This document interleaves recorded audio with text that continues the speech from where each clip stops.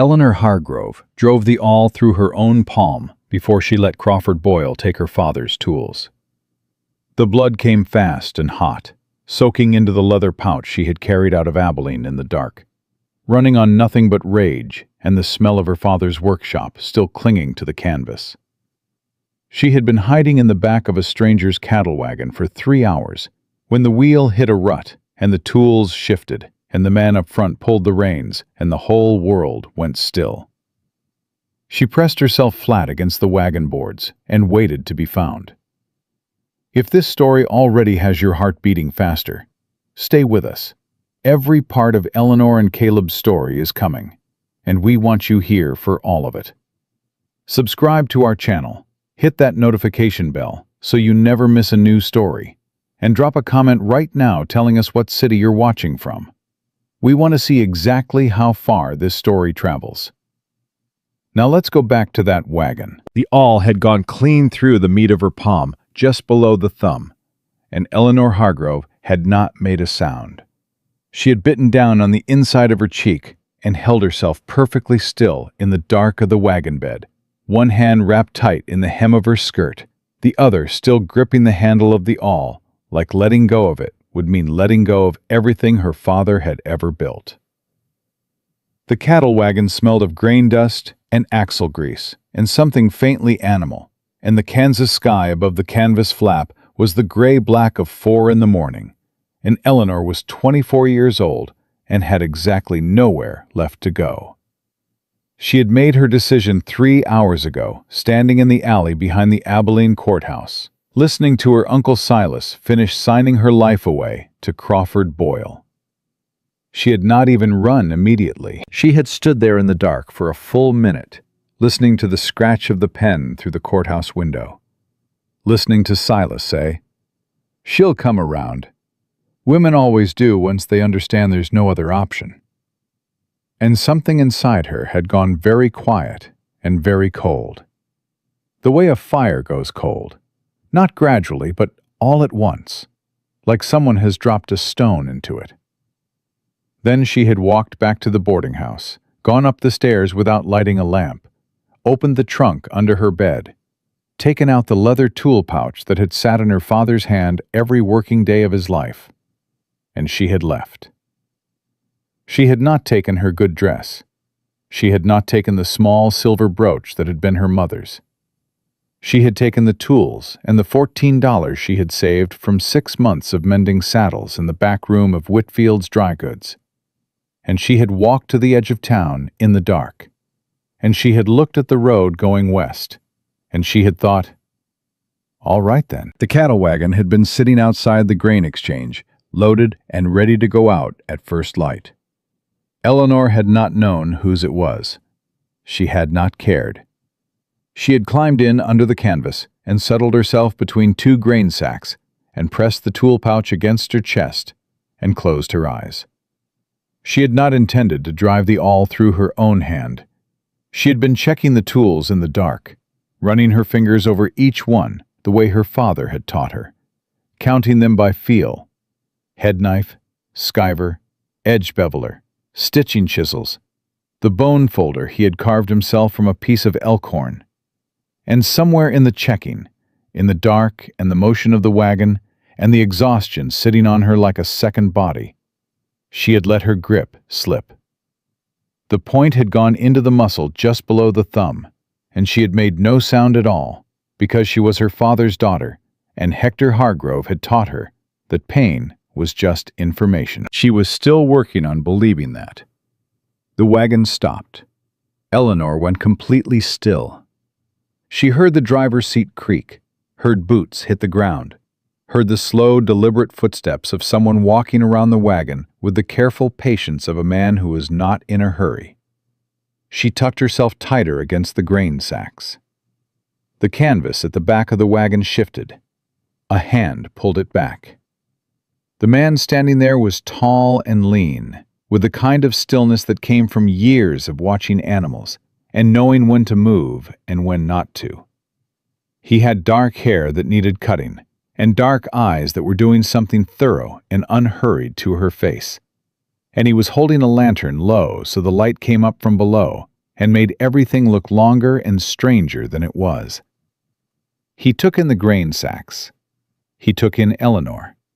He took in the leather pouch pressed against her chest and the skirt hem wrapped around her hand, and the blood that had soaked through it. He did not say anything for a moment. Then he said, "You want to tell me what happened to your hand? Or should I guess?" His voice was low and level, and she could not find any anger in it, which she had not expected. "I'm fine," Eleanor said. "You're bleeding through your skirt." "I said I'm fine." He looked at her for another moment, then set the lantern on the wagon gate and pulled himself up to sit on the edge of it, not climbing in, not crowding her, just settling there like a man who had decided he had time. "My name's Caleb Dunmore," he said. "I own the Ironstone Ranch about 12 miles north. I'm not going to drag you out of my wagon. I'm not going to shout. I'm going to sit here until you decide whether you want to tell me what's going on. And then we're going to figure out what to do about that hand." He paused. "You got a name?" Eleanor looked at him. She had gotten very good in the past 6 months at reading men quickly, at sorting them into categories. The ones who wanted something, the ones who were dangerous, the ones who were indifferent. This one was harder to read than most. There was something patient in his face that she did not entirely trust, because patience could mean a lot of things. "Eleanor Hargrove," she said. "Ellie." "Ellie." He nodded like he was filing it away. "Where are you coming from?" "Abilene." "And where are you going?" She looked at him steadily. "Away from Abilene." Something moved in his expression. Not amusement exactly, but close to it. "Fair enough," he said. "Can I look at that hand?" "You don't need to." "I've got clean cloth and carbolic in my kit up front. You've got a puncture wound that's going to go bad in this heat if you leave it wrapped in a skirt hem." He waited. "I'm not asking to be kind, Ellie. I'm asking because a hand that goes bad is a hand you lose. And from the looks of that pouch you're carrying, your hands matter." That stopped her. She glanced down at the tool pouch without meaning to. "Saddle maker?" he said. "My father was." She heard the past tense come out flat and final, the way it always did. "I learned from him." Caleb Dunmore looked at the pouch for a moment, with an expression she could not quite name. Then he dropped off the wagon gate and went around to the front and came back with a small kit. And he climbed up into the wagon bed without asking permission, and sat down across from her and held out his hand. "Let me see." Eleanor unwrapped the skirt hem. The cut was clean, deep enough to matter, still seeping. Caleb looked at it without flinching, poured carbolic onto a cloth, and pressed it to the wound with a steadiness that told her he had done this kind of thing before. Eleanor did not make a sound. He glanced up at her. "You didn't make any noise when this happened," he said. "I would have heard it." "No." "How long ago?" "About an hour." He was quiet for a moment, wrapping the hand with clean cloth, pulling it firm but not too tight.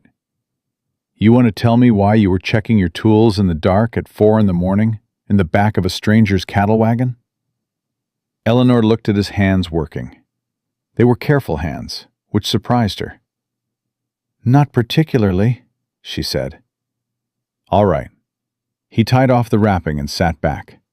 The lantern was between them, and the Kansas prairie was going from black to dark blue outside the canvas. And Eleanor could feel the exhaustion pulling at her, now that the adrenaline was settling. And she was aware that she had put herself in a very exposed position, trusting a stranger's patience this far. "You should keep going," she said. "I'll get out at the next town." "Closest town in the direction I'm heading is Garfield," Caleb said. "That's 9 miles. Then there's nothing for another 30. Garfield's fine." He looked at her. "What's in Garfield?" She didn't answer. "Ellie." His voice was not unkind, but it was direct. I'm not going to pretend I didn't notice the blood on your sleeve that's older than that cut, or the bruise under your jaw that someone put there in the last day or two. I'm not asking you to explain yourself, but I'm not going to leave you in Garfield if there's something or someone that's going to catch up with you there. Eleanor felt something move in her chest that she did not want to feel. She pressed it back down. You don't know me, she said. You don't owe me anything. No, he agreed. I don't, but I'm asking anyway. She studied him in the lantern light. There was no performance in his face, no calculation she could find. Just the particular stillness of a man who had decided something and was waiting to see if it was right. She had been wrong about men before. She had been wrong about her Uncle Silas for 24 years, and she had paid for it in ways that were not done paying yet. But she was also sitting in this man's wagon with a wrapped hand and nowhere to go, and the sky outside was getting lighter by the minute, and Crawford Boyle would have found her bed empty by now. My uncle, she said finally, signed a contract last night selling my father's workshop to a man named Crawford Boyle. The tools I'm carrying were my father's, every piece of equipment he owned. They were supposed to come to me. Boyle is claiming they were part of the sale. She kept her voice even. And he's been trying to arrange a marriage between me and him for the better part of a year. And my uncle agreed to it without telling me, and I found out 3 days ago. Caleb said nothing. Boyle is 52 years old, Eleanor said. He's a banker. He doesn't care about me, Mr. Dunmore. He cares about the Hargrove name because it means something in the cattle trade, and he wants to use it to expand his loan operations. My father spent 30 years building that name. Her voice went quieter. I'm not going to let a man like Crawford Boyle put it on like a coat and walk around in it. The prairie outside was going from dark blue to pale gray now. A bird started somewhere in the distance. He'll have people looking for you by morning, Caleb said. I know. And you've got 14 miles between you and wherever his reach ends, plus a hand that needs to stay dry, and a name that's easy to trace in a small territory. I know that too. Caleb was quiet for a moment. He looked at the tool pouch. Then he looked at her face. My foreman's been after me for 6 months to find someone who can properly fit and repair the working saddles on the ranch, he said. I've got 11 horses in regular rotation, and the tack is in a condition that would embarrass a decent operation. Jerome keeps telling me I'm running equipment into the ground. He paused. I'm not offering you charity. I'm offering you work. Honest wage, your own room, and nobody on my land is going to tell Crawford Boyle where you are. Eleanor looked at him. You don't know what kind of trouble I'm bringing with me. I've got some idea. Boyle has money. He has connections with the territorial court. He's going to come after those tools legally. Then we'll handle it legally. He said it without drama, like it was a simple fact about the weather. Why? She said. Why would you do that? Caleb Dunmore looked at her for a long moment, and his expression was serious and a little complicated in a way she could not entirely read.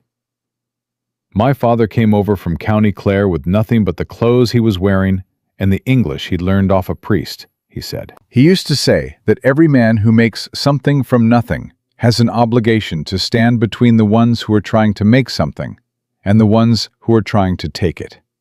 He picked up the lantern and moved toward the wagon gate. Those your father's tools, or not? Yes, she said. Then they're yours. He dropped down to the ground.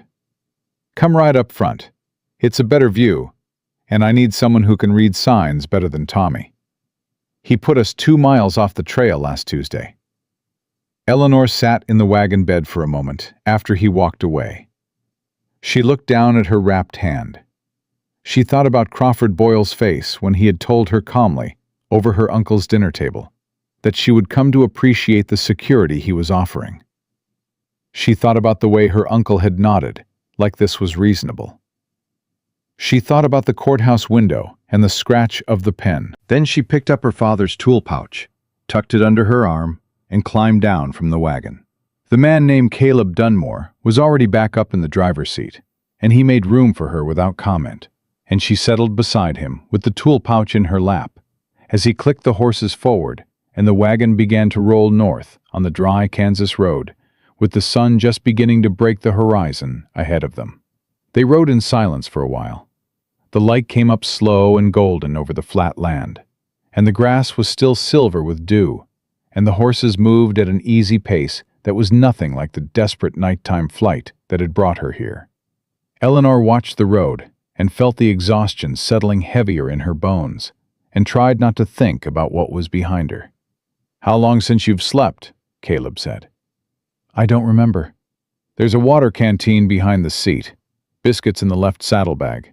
Eat something." "I'm fine." "Ellie," he said it without looking at her, "you're not going to be useful to anyone, including yourself, if you fall over from exhaustion before we get to the ranch. Eat something." She almost argued. Then she reached behind the seat and found the canteen. They shared the biscuits in silence, passing the canteen between them, and the land opened up around them in the way Kansas land does in the early morning. Vast and flat and somehow enormous, even though there was nothing tall in it. Eleanor had grown up in this landscape, and she still had not gotten used to it. The way it made everything feel exposed, the way there was nowhere to hide and nowhere to pretend. "Tell me about your father," Caleb said. She looked at him. He was watching the road. "Hector Hargrove," she said after a moment. "He was the best saddle maker in 3 counties, maybe more. He had a way of fitting a working saddle to a horse that I have never seen anyone else do. He could look at an animal for 5 minutes and know exactly where the weight needed to sit. Ranchers used to bring horses from 40 miles away to have him work on them." She paused. "He taught me to read. He taught me to figure accounts. He taught me everything he knew about leather." She stopped. "When did he die?" 5 years ago. Fever." She kept her voice flat. "My uncle took over the guardianship. He always seemed to respect what my father had built. I thought—" She stopped again. "I was wrong about that." Caleb nodded slowly. He didn't say he was sorry, which she appreciated. She had gotten tired of people saying they were sorry. "The tools," he said. "Boyle's claim on them. What's the basis?" "The contract Silas signed last night was for the purchase of the workshop property and all associated equipment. Boyle's lawyers wrote it to include everything in the building. My father's tools were in the building when I took them." She looked down at the pouch. "Silas will say they were part of the sale." "Were they listed by item in the contract?" She looked at him. "I don't know. I didn't see the contract." "That matters," Caleb said. "A general equipment clause and a specific itemized list are different things in a territorial court." She studied him. "You know something about territorial law." "I served on a land dispute jury 3 years ago. Spent 2 weeks listening to lawyers argue about what the words all associated property meant in a deed transfer." Something in his expression shifted. Turned out it meant a great deal, depending on which judge was reading it. Eleanor was quiet for a moment. "Boyle has friends in the courthouse. He made sure I knew that." "Dodge City has a territorial judge who came up from Topeka 18 months ago," Caleb said. "His name is Horatio Marsh. He is not particularly interested in the friendships of local bankers. I know this because he dismissed a claim against my land 2 years ago that the previous judge would have ruled the other way." Eleanor looked at the road ahead. The sun was fully up now, and the heat was already building in that particular Kansas way that meant the afternoon was going to be brutal. "You're very certain for a man who just met me." "I'm not certain about anything," Caleb said. "I'm telling you what I know, and letting you decide what to do with it." That was an unusual thing for a man to say, and Eleanor heard it clearly. She filed it away the way she filed everything.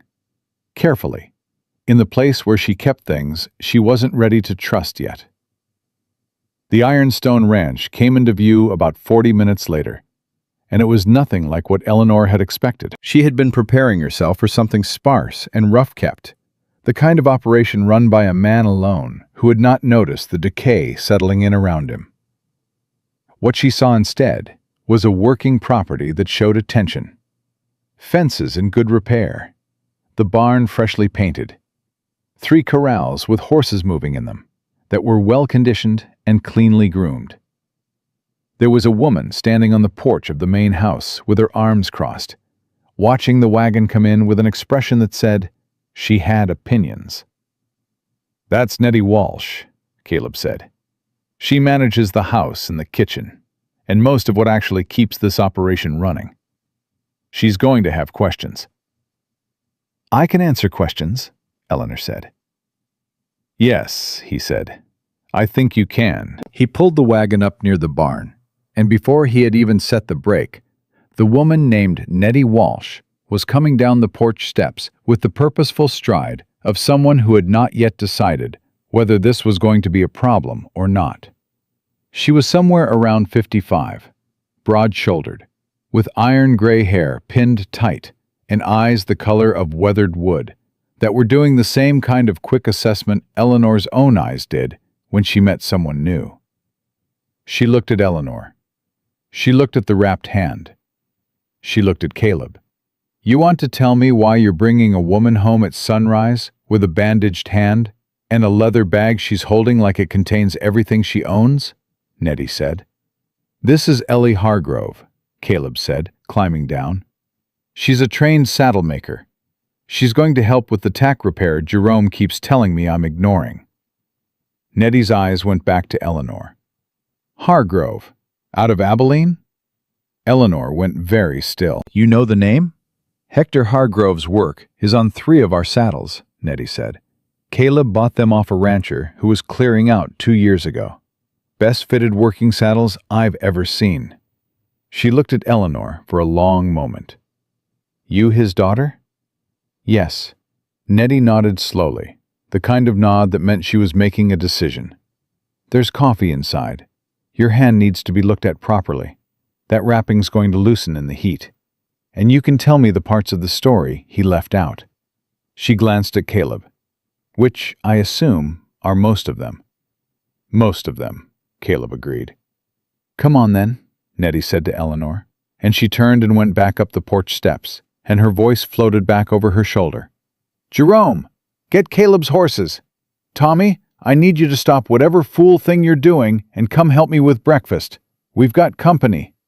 Eleanor stood beside the wagon for a moment. A young man of maybe 22 came out of the barn at a half-run, nearly tripping over his own boots, and a moment later a broader, quieter figure appeared from the far side of the corral. A man in his mid-40s who moved with the deliberate steadiness of someone who had learned not to waste motion. He looked at Eleanor with a steady, unreadable gaze, and then he looked at Caleb with something in his expression that asked a question without asking it. Caleb said quietly, "She needs safe ground, Jerome." The man named Jerome Caldwell looked at Eleanor for another moment. Then he said, "All right," and took the horse's leads from Caleb's hands and began walking them toward the barn. And that was that. Eleanor followed Nettie Walsh inside. The kitchen was large and well-ordered and smelled of coffee and wood smoke, and Nettie sat Eleanor down at the table and unwrapped the bandage Caleb had put on, and examined the wound with the brisk competence of a woman who had been dealing with ranch injuries for a long time.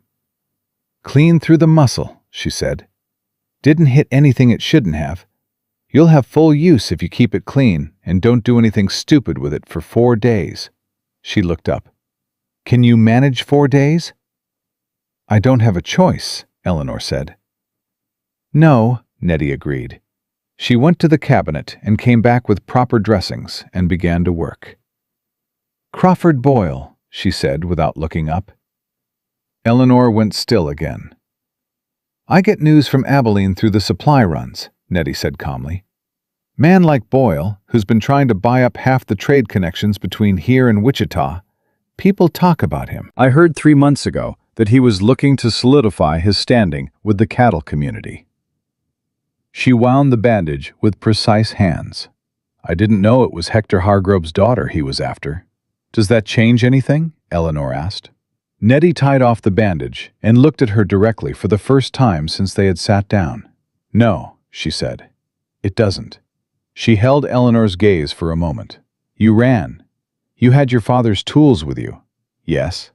"Those tools belong to you."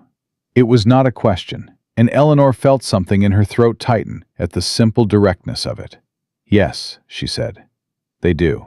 "Then you're going to stay here until we figure out how to prove that," Nettie said. And she stood up and went to pour the coffee, and her voice was perfectly matter-of-fact, as if she had simply resolved a minor logistical problem and was now moving on to the next item on the list. "You take milk?" Eleanor sat at the kitchen table in the Ironstone Ranch and looked at her bandaged hand and listened to the sounds of the ranch coming to life outside. Horses, voices, the distant sound of Jerome speaking quietly to someone in the barn. And she thought about her uncle's pen scratching across a contract in the dark, and about Crawford Boyle's cold, patient smile, and about the awl she had driven through her own hand rather than leave her father's tools behind. She thought about a man who had pulled back a canvas tarp at 4 a.m. and found her bleeding in his wagon, and had not shouted, had not threatened, had not demanded anything from her at all, had simply sat down and waited. She thought about what Caleb Dunmore had said about the tools. "Then they're yours." 3 words, no performance in them, no calculation. Eleanor looked up at Nettie Walsh pouring coffee in the morning light and said, "I take it plain." Outside, across the yard, she could hear Caleb talking to Jerome in low, steady tones, could hear the horses moving in the corral, could hear Tommy Birch saying something that made Jerome laugh, a quiet rumble of a laugh that sounded like it came from deep in the chest of a man who had learned not to laugh carelessly. Crawford Boyle would come. She knew that as well as she knew the feel of each of her father's tools in her hands. He would come with his contracts and his courthouse connections and his certainty that women who ran from arrangements he had made were property that had wandered off its proper ground. But for the first time in 5 years, Eleanor Hargrove was sitting at a table that did not belong to someone who wanted something from her, with a cup of plain coffee in her bandaged hand, and the morning light coming in through a window that faced west, and somewhere, under the table, the leather pouch with her father's tools pressed against her leg, and she thought, not safely, not with any certainty, just the smallest and most careful thought, that maybe she had not run into something worse. Maybe, just maybe, she had run into something she had not known she was looking for. She wrapped both hands around the cup and drank her coffee and waited to find out which one it was.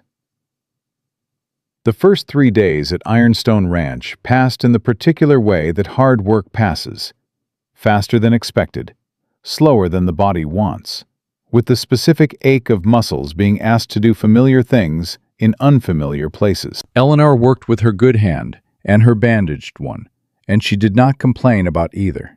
Nettie had given her a room at the end of the upstairs hall, small and clean, with a window that faced the corral, and Eleanor had sat on the edge of the bed that first night and listened to the horses moving in the dark, and thought about how quiet it was, and how strange it was to feel quiet in a place she did not know.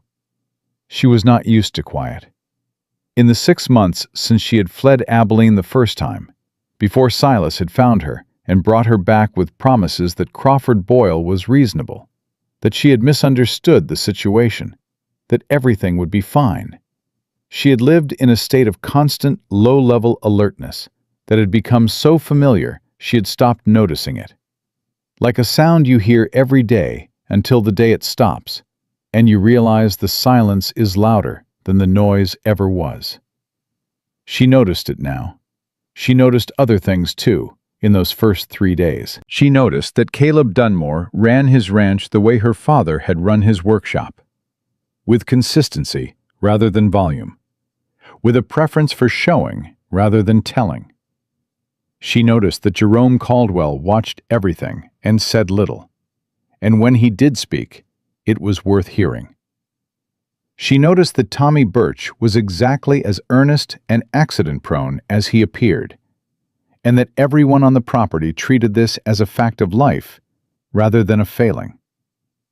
She noticed that Nettie Walsh's opinions were not suggestions, and she noticed that Caleb did not push her. He showed her the tack room on the second morning, pulling back the door and standing aside to let her go in first. And Eleanor had stopped in the doorway and taken stock of the situation with a professional eye that had nothing sentimental in it. 6 working saddles in various states of deterioration, 3 bridles that needed immediate attention, a collection of straps and fittings that had been stored incorrectly and were beginning to stiffen, 2 saddle trees with cracked forks that someone had attempted to repair with the wrong adhesive. "Jerome said it was bad," Caleb said from the doorway. "I didn't realize how bad until I was looking at it with someone who knows what they're seeing." "The tree on the gray's saddle needs to be replaced entirely," Eleanor said. "The repair on it is going to fail under weight. If that happens while someone's riding..." "How long to replace it?" "With the right materials, 2 days. Without them, longer." She moved to the nearest saddle and ran her good hand along the seat, feeling for the places where the leather had begun to separate from the tree beneath. "Where do you get your leather?" "Supplier in Dodge City. Hendricks." "Is he good?" "He's the only one within 20 miles. "That's not the same thing." She straightened and looked at him. "I'll need to see what he has before I can tell you what I can do with it. Some of this can be repaired properly. Some of it needs to be rebuilt from the base." She paused. "I'll make you a list." Caleb nodded. He was leaning against the doorframe with his arms crossed, watching her work through the inventory, with an expression that was attentive without being intrusive. "Jerome wants to come with you to Dodge City when you're ready," he said. "He knows Hendricks, and he knows the town. Thought it might be easier than going in alone." Eleanor heard what he was not saying, that going into Dodge City alone, where her name might already be known if Crawford Boyle's reach extended that far, was a risk she did not need to take unnecessarily. She also heard that he was offering rather than deciding, which she noted. "All right," she said. "Good." He pushed off the doorframe. "I'll leave you to it." He left, and Eleanor stood alone in the tack room with the smell of old leather around her and her father's tool pouch sitting on the workbench. And she took out the head knife and turned it in her fingers, the way she had done 10,000 times since she was 8 years old, standing beside her father's work table, watching his hands. She got to work. It was Jerome who told her, on the 3rd day, that the man had been asking questions in town. He said it the way he said most things, straight and quiet, without preamble, while Eleanor was at the workbench working a piece of leather back to suppleness with the bone folder. He had come into the tack room and stood near the door and said, "Tommy went into Garfield this morning for nails. Man at the feed store was asking whether anyone had seen a young woman come through on foot or by wagon in the last few days. Red-brown hair, carrying a tool bag." Eleanor's hands did not stop moving. "What did Tommy say?" "Tommy said he hadn't seen anybody like that." Jerome paused.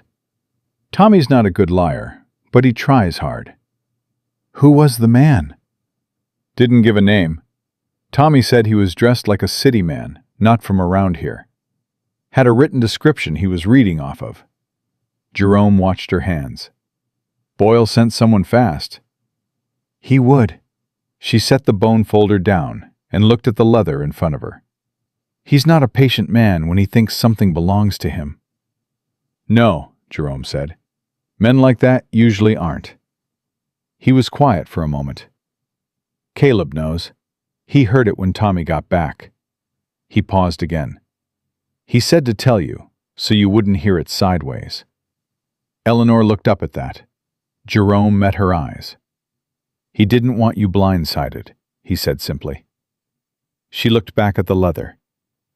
Thank you for telling me, she said. Jerome nodded and left, and Eleanor sat at the workbench for a long minute, with her hands flat on the work surface, feeling the familiar cold clarity that had gotten her out of Abilene and out of her uncle's house and into a stranger's wagon in the dark. She was not panicked. Panic was not useful. What she felt was the specific sharpening of attention that came from knowing the thing you had been waiting for had begun to move. She was still sitting there when Caleb came in. He did not walk in the way men usually entered a room she was in, with the unconscious expansion of presence that meant they considered the space theirs by default. He came in and stopped a reasonable distance from the bench and said, "Jerome talked to you." "Yes." "I want to know what you're thinking." She looked at him. "I'm thinking Boyle moves faster than I hoped." "What else?" She picked up the bone folder again, turned it in her fingers. "I'm thinking he's going to find out I'm here. The question is when and what he does about it." She paused. "The tools are the leverage. If he can establish in court that they were included in the purchase contract, he has a legal reason to come onto this property and take them. And he knows I won't let anyone take them." "So he uses the tools to get to you," Caleb said. "Yes." Caleb was quiet for a moment. "There's something you should know about Silas Hargrove," he said, and his voice had changed slightly. Eleanor looked at him.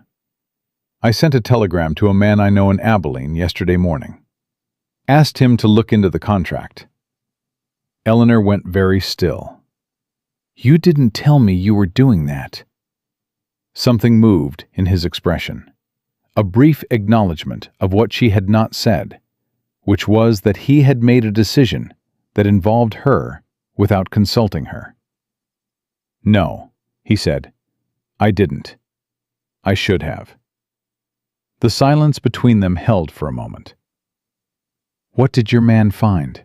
Eleanor asked. Caleb seemed to understand that she was choosing to move forward, and that this did not mean what he'd done was without consequence. "The contract Silas signed is being contested," he said. "Not by Silas, by Crawford Boyle's own lawyers. There's a clause in it about clear title, meaning Silas had to guarantee that he had the legal authority to sell everything included in the sale. Boyle's lawyers are now arguing that some of the workshop equipment may have been your father's personal property rather than business property, which would have passed directly to you at his death, not to Silas as guardian of the business estate." Eleanor heard this very carefully. "Boyle's lawyers are arguing that the tools might be mine." "Not because they want to help you," Caleb said.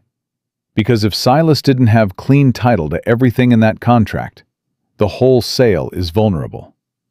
They're protecting Boyle's interest in the workshop property by separating it from the personal tools question." He paused. "It means there's already a legal dispute about ownership, which means if Boyle comes after the tools directly, he's going to run straight into his own lawyers." Eleanor looked at the bone folder in her hand. Her father had bought it in Topeka on a trip he had taken when she was 12, and he had brought it home and showed her how the curved edge moved against leather and said, "Ellie, a good tool doesn't force the material. It asks the material what it wants to do, and then helps it get there." She had not understood what he meant until she was 18 and had been working leather long enough to feel the difference. "He'll find another way," she said. "I think so too." "He won't let this go because it's inconvenient for his lawyers. That's not how he operates." She set the folder down. "Crawford Boyle came to our house for dinner 6 times in the past year. Each time he sat across the table from me and talked to my uncle about my future, as if I wasn't in the room. He never once looked at me when he could look at Silas instead." She heard the edge in her own voice and did not try to smooth it. The tools are not really about the tools, Mr. Dunmore. They never were. They're about whether I have the right to take anything that was my father's and walk away from an arrangement I never agreed to. Caleb looked at her for a long moment. What did you call me? She blinked. I beg your pardon? You said Mr. Dunmore. There was something in his voice that was not quite amusement. You've been here 3 days. Nettie calls me by my first name, and she's been known to tell me I'm wrong in front of the hired hands. Eleanor looked at him. I don't know you well enough to call you by your first name. You slept in my wagon, he said.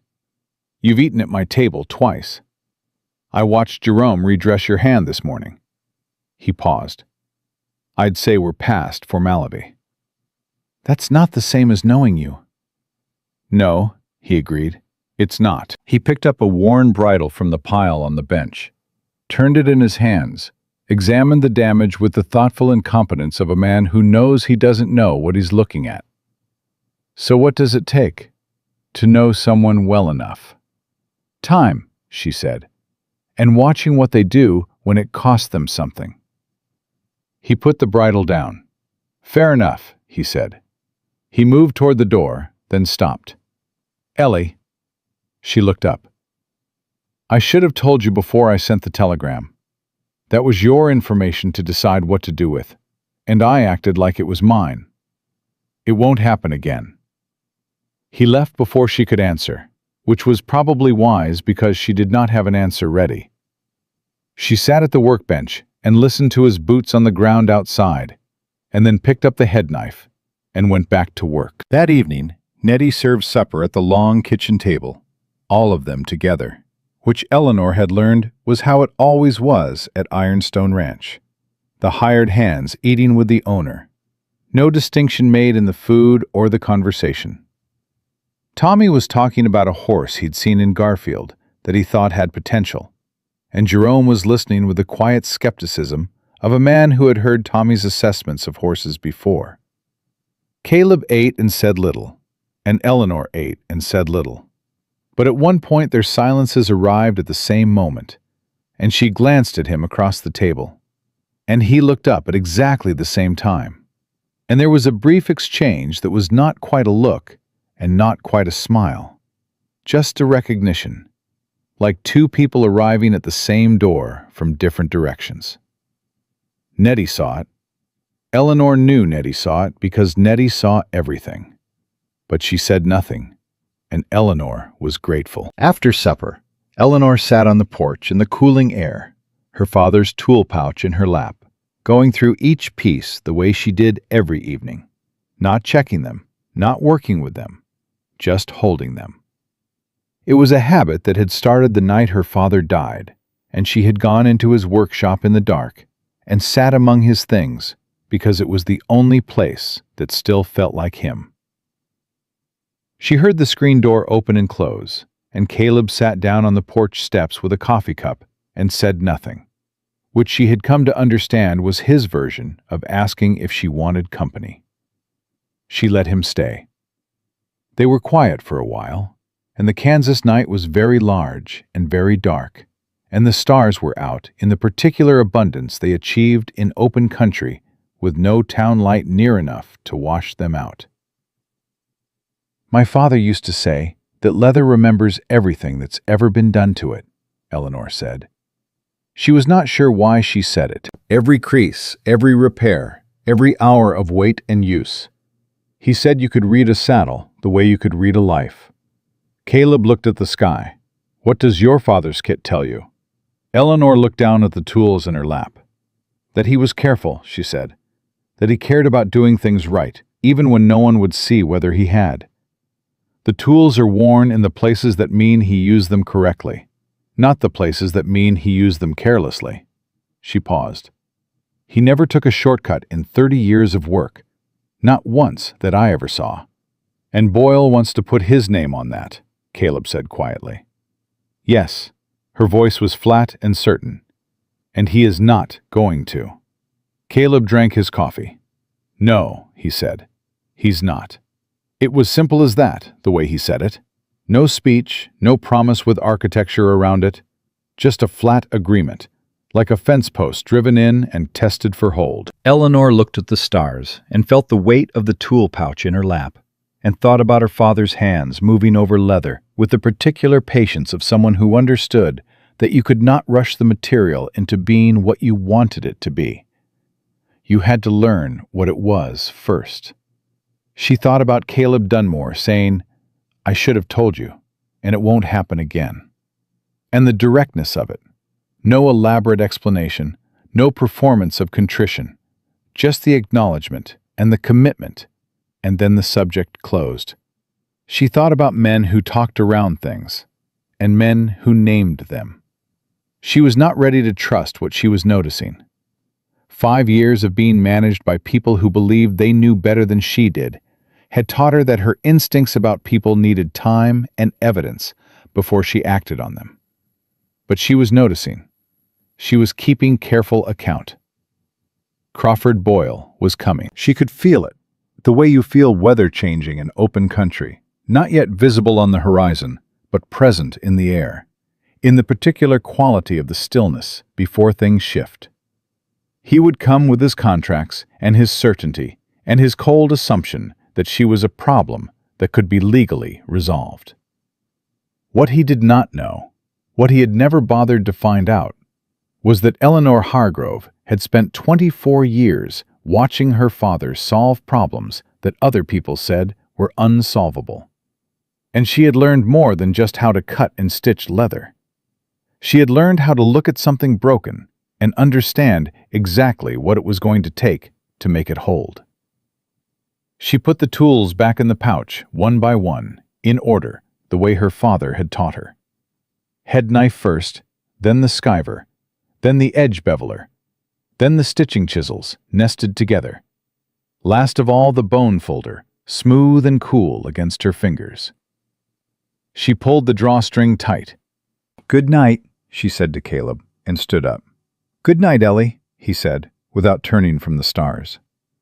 She went inside and up the stairs to her small room at the end of the hall, and she set the tool pouch on the windowsill where she could see it from the bed, and she lay down and looked at it in the dark.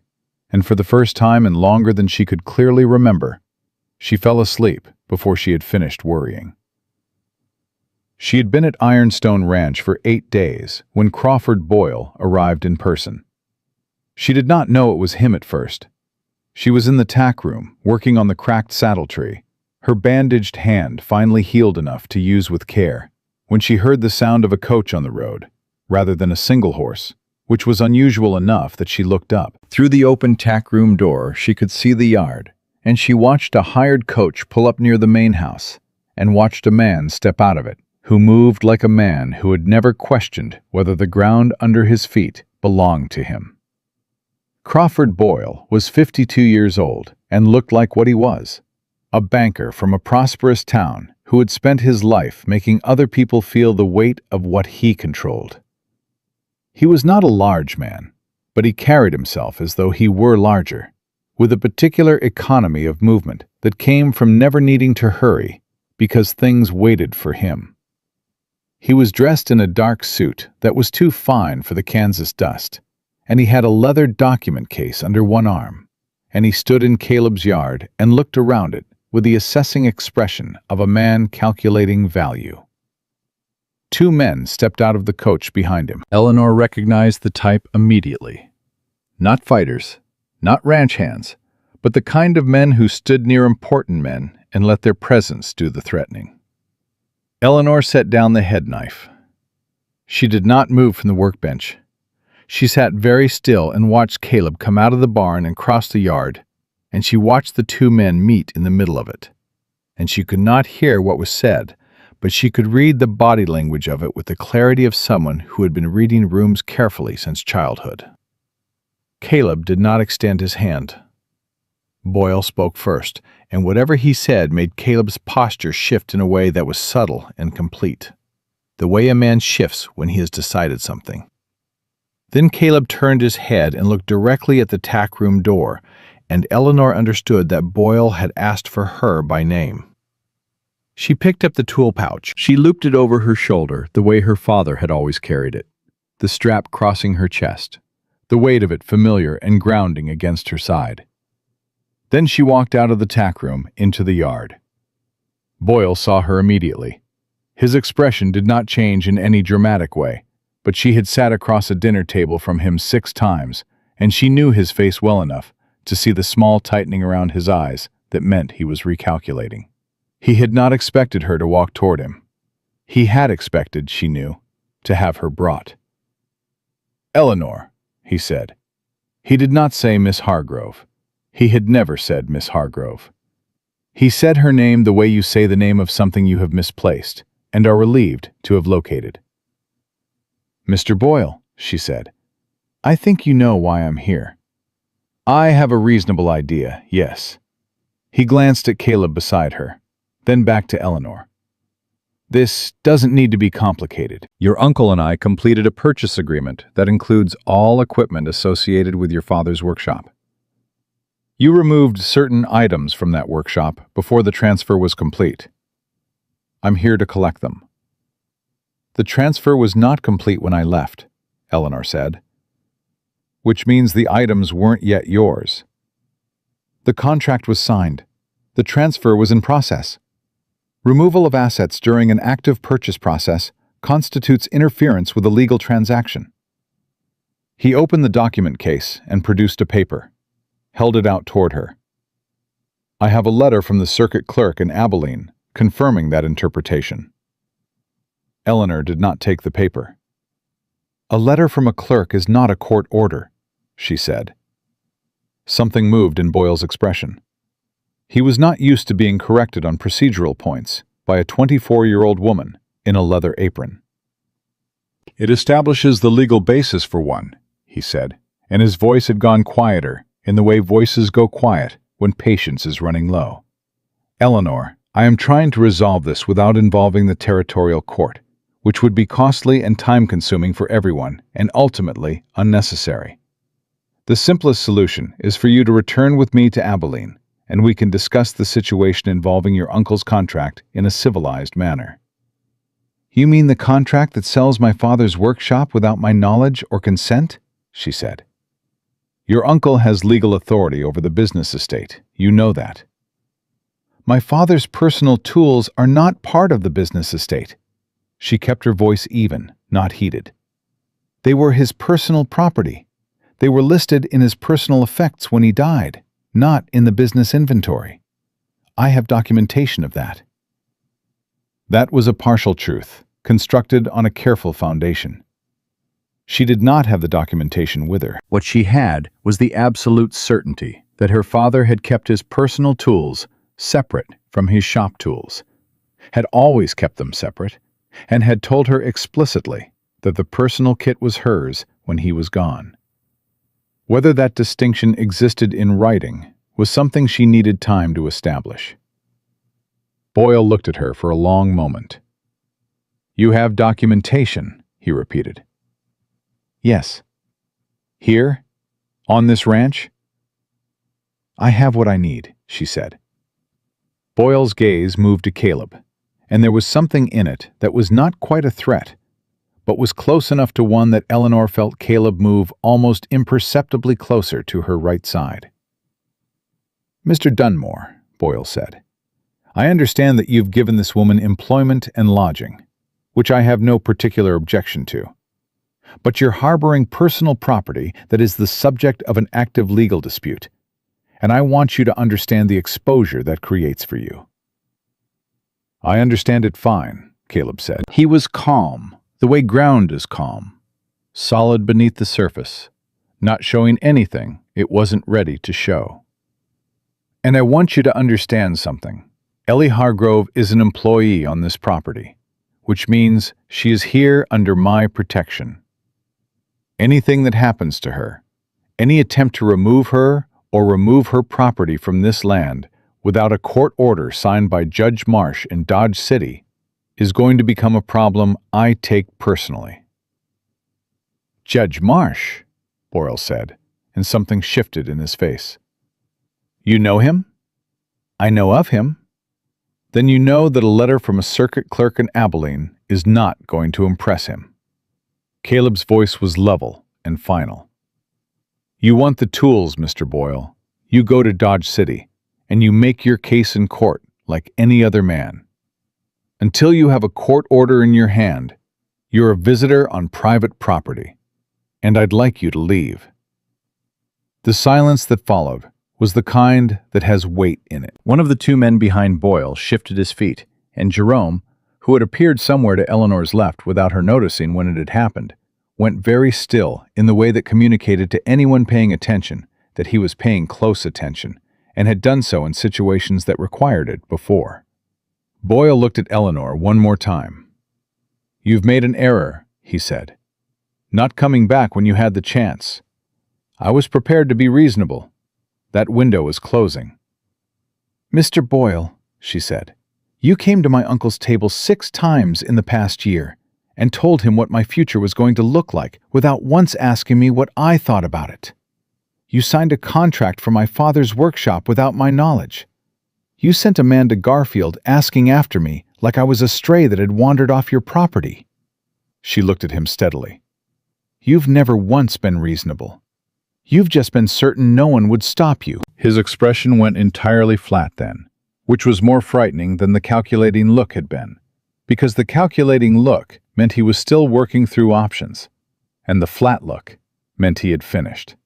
You'll hear from my lawyers, Miss Hargrove, he said, and he turned and walked back to the coach, and the 2 men followed him, and the coach pulled out of the yard and back onto the road, and Eleanor stood in the dust it left behind and breathed.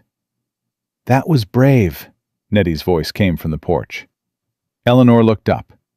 Nettie was standing there with her arms crossed, and possibly unwise, but mostly brave. Did I say the wrong thing? Eleanor asked. No, Nettie said, but you said the true thing to a man who's not used to hearing it, and those men tend to get more dangerous when they're surprised. She went back inside. Jerome appeared beside Eleanor. He was looking at the road where the coach had gone. He'll move fast now, he said. Yes, he's going to go to Dodge City. Yes. She looked at the tool pouch on her shoulder, which means I need to get there first. She turned to find Caleb already looking at her. She could see him working through the same logic she was working through, that Boyle would go directly to Dodge City and file a claim with Judge Marsh, that the claim would name the tool specifically, that once a claim was filed, it created a legal freeze on the items in question that would be harder to fight than a pre-filing argument. I need to see Judge Marsh before Boyle does, she said. I know, Caleb said. I'll ride with you. I need to go now, today. I know that too. Give me 10 minutes to have Tommy saddle the horses. She looked at him. You don't need to come. I know I don't need to. He held her gaze. I want to. And before you say anything, I'm asking. I'm not telling. I'm asking if you want me there. Eleanor considered him. 8 days was not a long time to know a person, but she thought about Jerome's voice saying, he didn't want you blindsided. And she thought about a man who had said, I should have told you, and had meant it. And she thought about the flat fact of him standing next to her just now and saying, anything that happens to her becomes a problem I take personally, without any drama in it, just the fact of it stated and standing. Yes, she said, I want you there. They rode to Dodge City in just over 3 hours, pushing the horses at a pace that ate the miles without destroying them. And they talked while they rode. Or rather, Eleanor talked, and Caleb listened, which was its own kind of conversation. She told him everything she knew about the tools, which was considerable. Her father had acquired the head knife from a saddler in St. Louis, who was retiring in 1861, before Eleanor was born.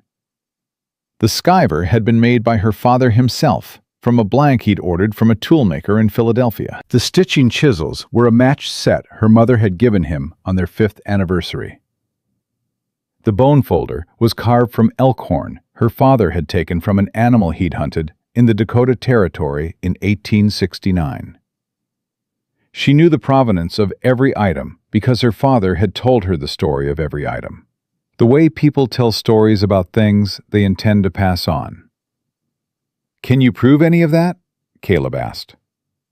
"Some of it. My father kept a record book, a log of every tool he owned, what it was, where it came from, what he paid for it, or how he made it. He started it the year he opened the workshop and kept it every year after." "Where is the record book?" "Abilene. In the workshop." "In the workshop Boyle now controls." "Yes." Caleb was quiet for a moment. "Is there anyone in Abilene who would have known your father's habits? Who could testify to how he kept his personal tools separate from the shop tools?" Eleanor thought about it. "Mrs. Culhane," she said. "She owned the building my father rented for 30 years. She knew his operation as well as anyone. She used to come in and watch him work sometimes. She knew the difference between the tools he kept in the shop and the tools he kept in the kit." She paused. She was fond of my father. She was not fond of Crawford Boyle, who tried to renegotiate her lease terms the same week she found out he was buying the business. She'd talk. "That's something," Caleb said. "It's not enough on its own." "No, but it's a witness with no particular reason to lie, which matters to Horatio Marsh." He guided his horse around a rough patch in the road. "The provenance of the tools matters too. If you can establish that these specific items were personal property, documented separately from the business inventory, and if Boyle's contract only specifies business equipment, then his claim has a gap in it that's going to be hard to close in a territorial court." Eleanor looked at him. "How do you know that much about how Marsh rules?" "I told you. Land dispute, 3 years ago." He paused. "It was my land. Someone filed a claim saying my deed had a defect in the property line description, and that 40 acres of my east pasture actually belonged to their prior claim. Marsh spent 2 weeks going through the documentation. He ruled based on what the papers actually said, not on who had more friends in Dodge City." A brief pause. "The man who filed the claim had more friends in Dodge City." "And you won?" "I won." He glanced at her. "Marsh cares about the paper, so we need to build a paper case." They reached Dodge City in the mid-afternoon and went directly to the courthouse, which was a solid building on the main street that smelled of ink and old wood and the particular seriousness of official proceedings. A clerk at the front desk told them that Judge Marsh was available and had not yet received any filings from out of town today. Eleanor felt something in her chest loosen slightly at that. They had gotten there first. Judge Horatio Marsh was a compact man in his mid-50s, with sharp eyes behind wire-rimmed glasses and the expression of someone who had heard every variety of human dispute and had ceased to be surprised by any of them. He listened to Eleanor without interrupting, which she appreciated. She laid out the situation plainly: the contract, the tools, the distinction between personal property and business equipment, the provenance of each item in the kit, the witness in Abilene who could speak to her father's practices. When she finished, Marsh looked at her over his glasses for a moment. "You said your father kept a record book." "Yes, sir." "And that book is currently in a property under active purchase dispute?" "Yes, sir." "I can issue a preservation order," Marsh said. "That would prevent any disposal or removal of items from the workshop property until the ownership question is settled. That includes the record book." He looked at Caleb. "Mr. Dunmore, you're known to this court." "Yes, sir," Caleb said. "You're here as a character witness for Miss Hargrove?" "I'm here as her employer, and as someone who can speak to what I know about the situation," Caleb said. "Whether you consider that character witness or material witness is your determination." Marsh looked at him for a moment longer, then looked back at Eleanor.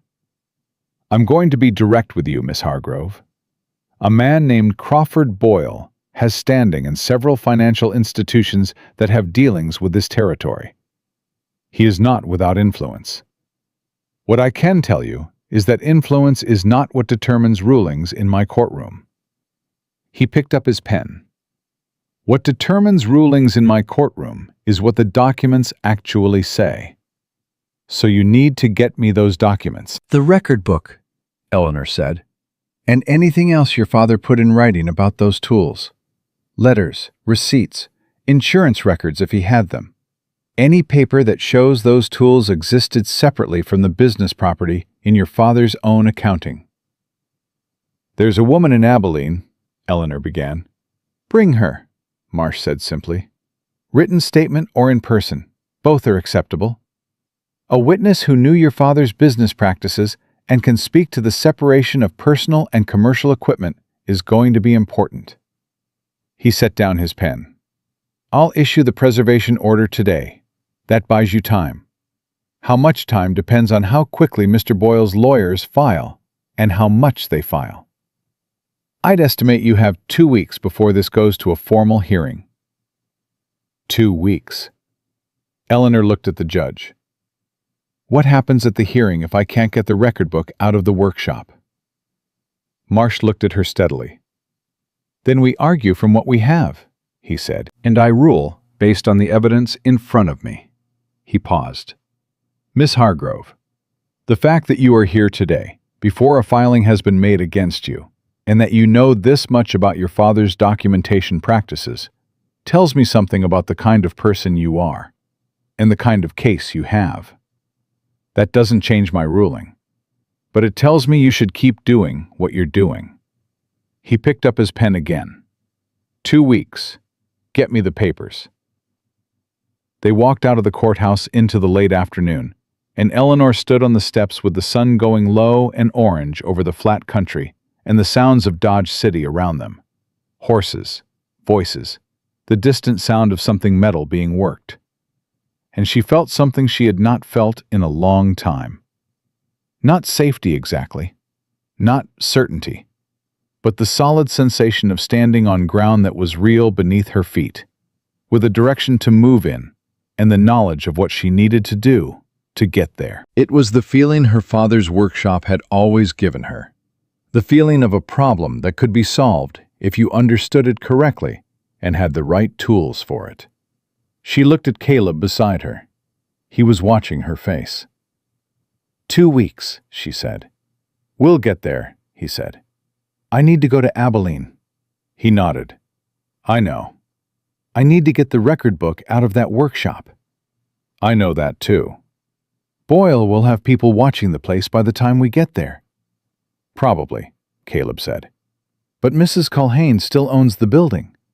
Does she have a key?" Eleanor looked at him.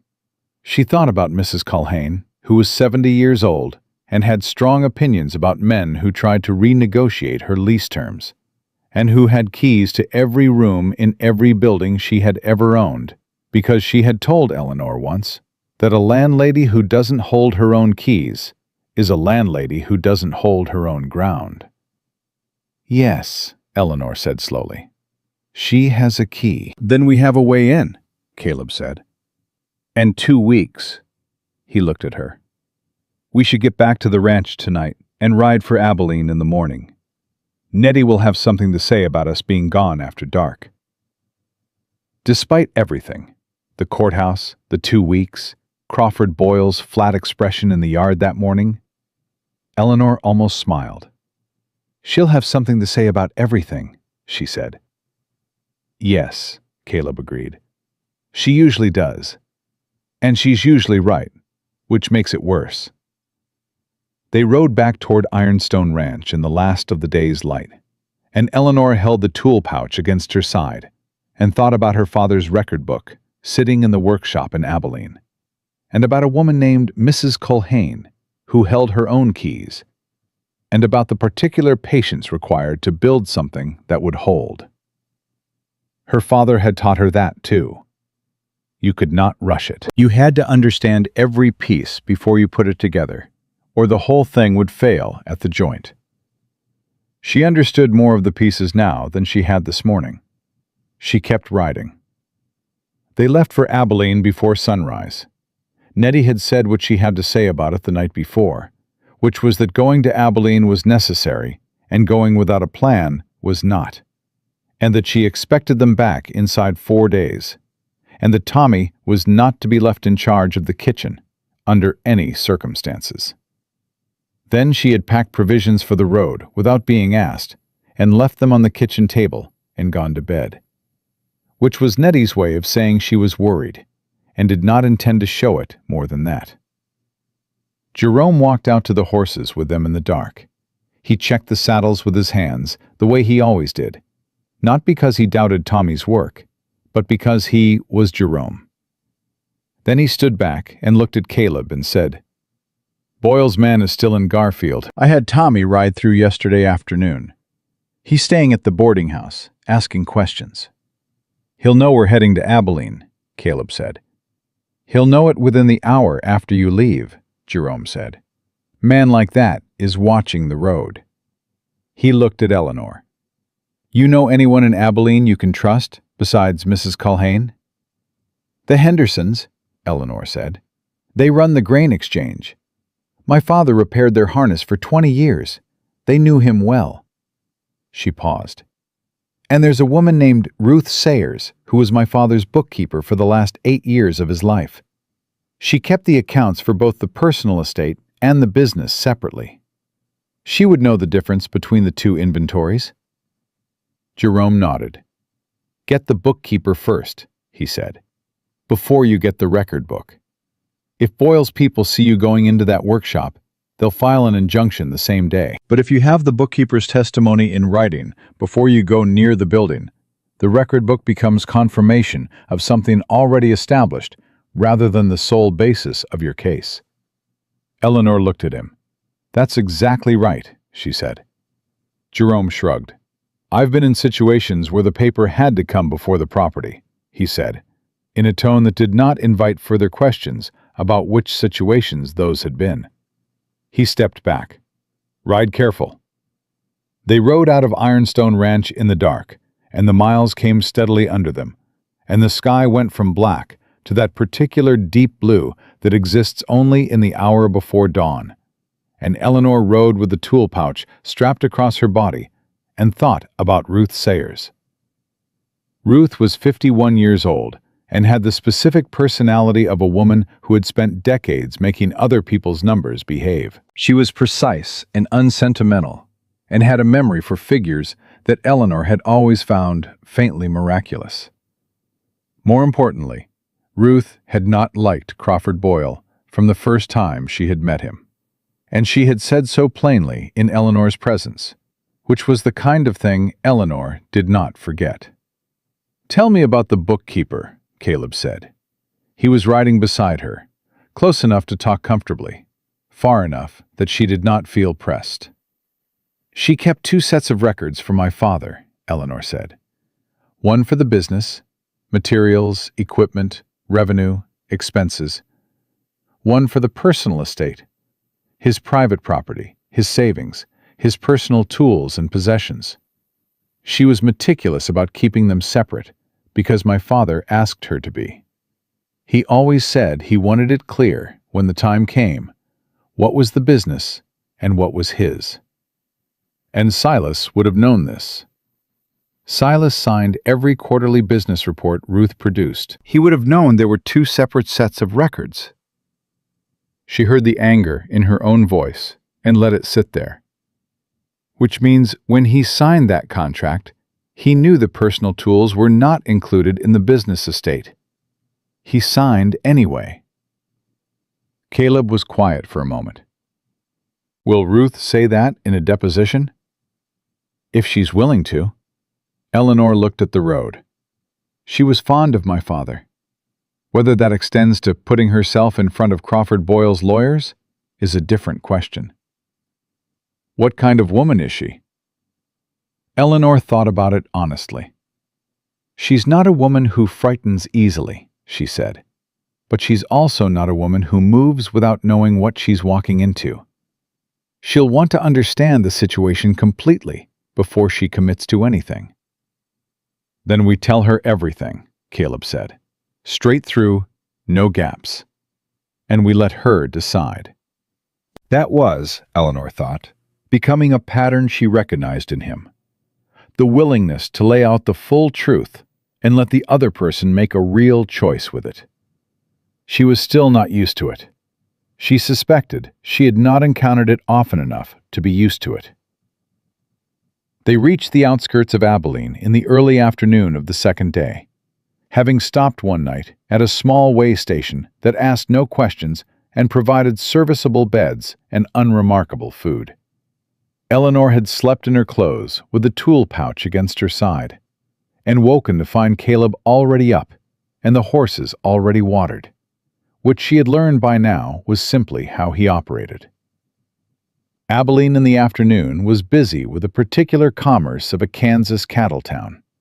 Wagons, foot traffic, the sound of business being conducted in the way that business was conducted in 1883, with volume and certainty. Eleanor had grown up here and knew every street, and the sound of it was both familiar and complicated, in the way that home sounds complicated when you have left it under difficult circumstances. She directed Caleb to Ruth Sayers' house on the east side of town, a small, neat place with a kitchen garden that Ruth maintained with the same precision she applied to ledgers. Eleanor knocked. There was a pause. Then the door opened, and Ruth Sayers looked at her with an expression that moved through surprise, relief, and calculation in rapid succession. "Eleanor Hargrove," she said. "Mrs. Sayers." Ruth's eyes went to Caleb. "Who's this?" "Caleb Dunmore. He owns the Ironstone Ranch outside Dodge City. He's—" Eleanor paused, searching for the right word. "He's been helping me." Ruth looked at Caleb with the assessing directness of a woman who balanced books for a living and had learned that first impressions were data points, not conclusions. Then she opened the door wider. "Come in," she said. "Both of you. I'll put coffee on, and you'll tell me everything." They sat at Ruth's kitchen table, and Eleanor told it all. The contract, the tools, the flight, the ranch, Boyle's arrival at Ironstone, the courthouse, Judge Marsh, and his 2 weeks. Ruth listened without interrupting, her hands around her coffee cup, her expression moving through emotions she did not dramatize, but also did not conceal. When Eleanor finished, Ruth was quiet for a moment. Then she said, "Silas knew." "Yes," Eleanor said. "He signed every quarterly report I produced for 15 years. The separation between the business estate and the personal estate is documented in every one of them. He knew exactly what was business property and what was your father's." Ruth set down her cup. "I want to be very clear about something, Eleanor. When Boyle's lawyers approached me last week about the sale, they asked me specifically about the tool inventory. They asked me whether the personal kit could be argued to be business property." Eleanor went very still. "What did you say?" "I said no," Ruth said flatly. "I said those tools were listed in the personal estate inventory from the day your father first had me keep his records, and that they had never appeared in a single business report in 15 years, and that the documentation was unambiguous." She paused. "The lawyer who spoke to me was a man named Garrett. He thanked me for my time and left. 2 days later, someone went through the workshop and I believe removed certain files." "The record book," Eleanor said. "I don't know specifically what was taken, but the workshop has been accessed by people other than the legal custodian since the sale was initiated, and I don't believe that was accidental." Ruth looked at Eleanor steadily. "They knew what you had, Eleanor. They knew the record book would establish the personal property question clearly, and they moved to compromise it."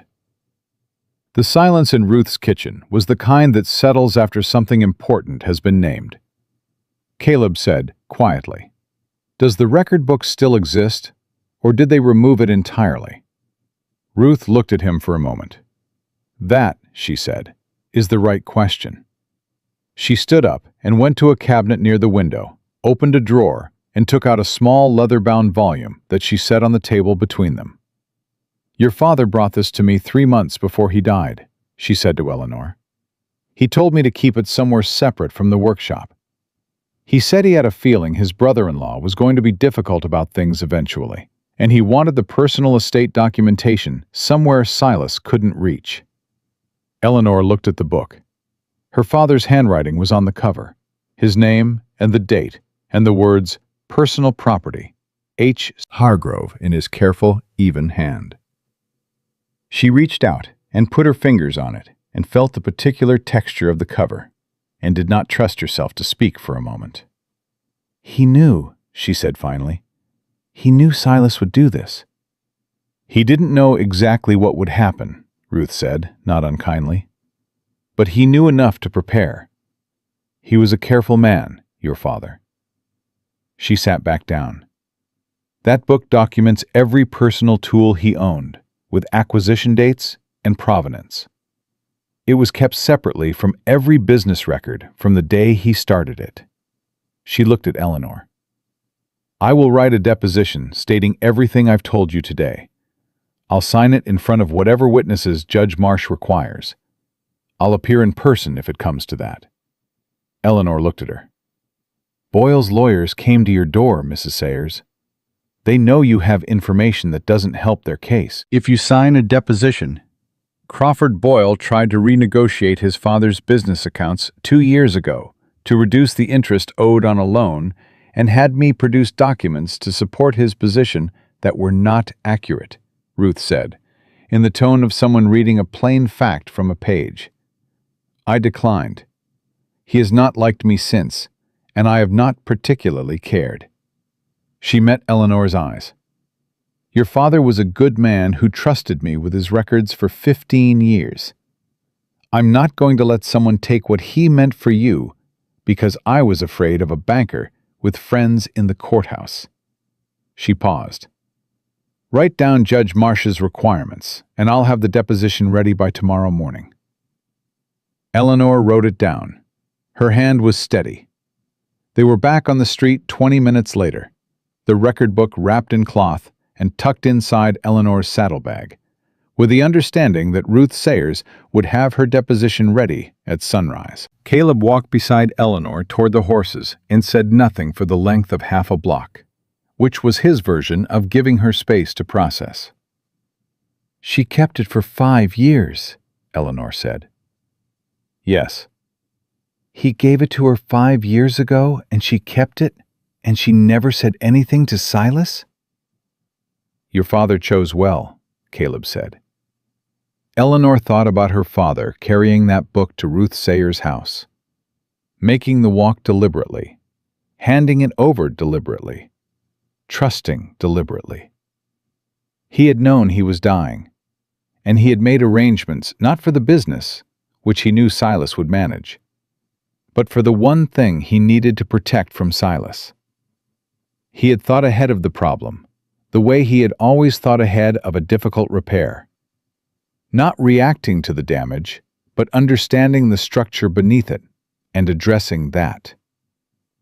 She was so occupied with this thought that she did not immediately notice the man standing near their horses. He was one of the 2 men who had stepped out of Boyle's coach at Ironstone Ranch. He was not touching the horses or doing anything overtly threatening.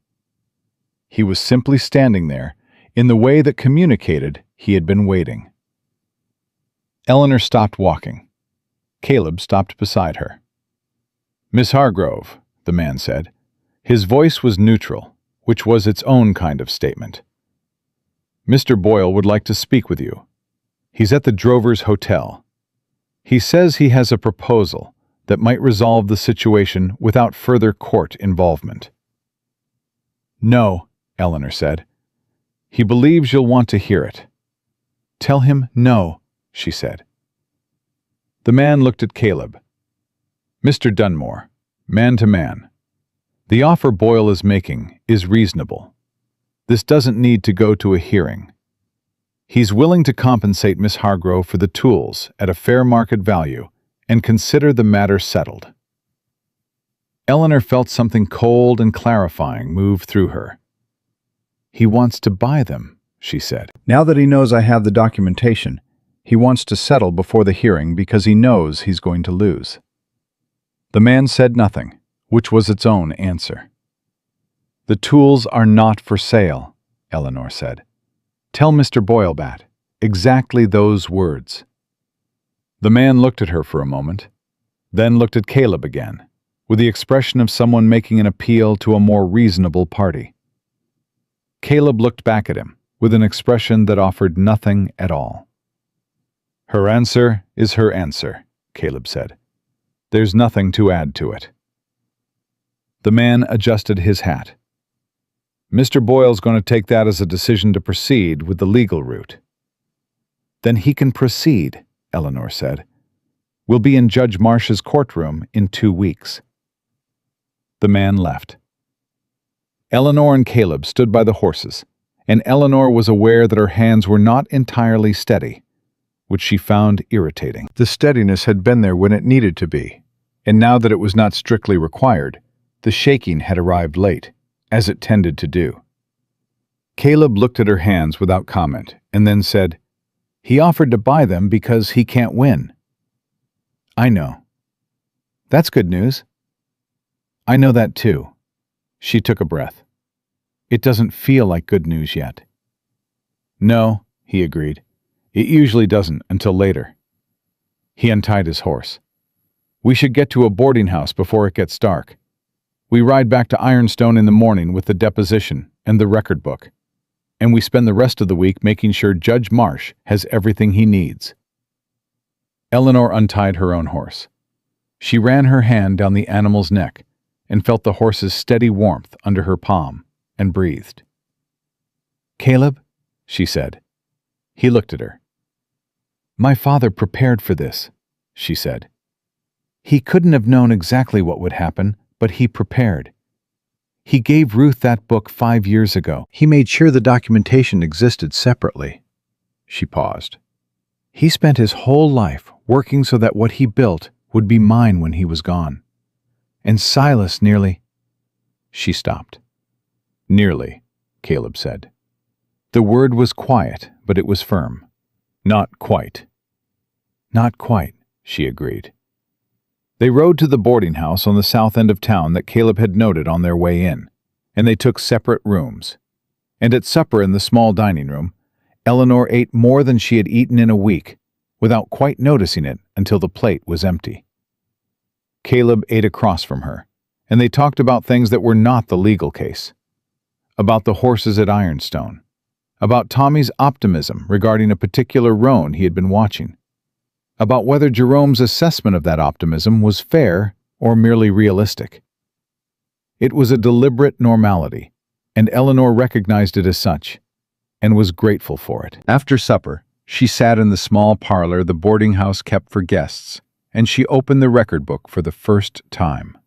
Her father's handwriting ran through it in the steady, careful hand she knew better than her own.